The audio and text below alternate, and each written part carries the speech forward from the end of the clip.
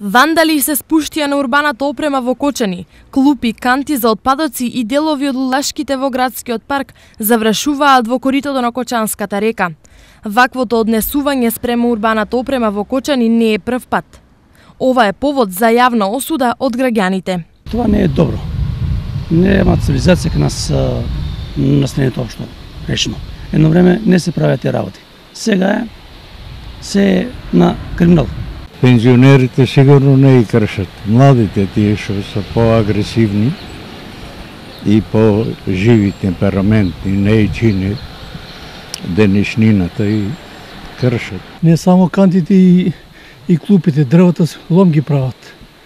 Тоа е све пијано дрогирано. Пред почетокот на летото, општината постави нова урбана опрема околу Кочанска река, наменета за одмор на кочанци во овие топли денови. Оние кои користат бараат уништувачите на истата да бидат казнети.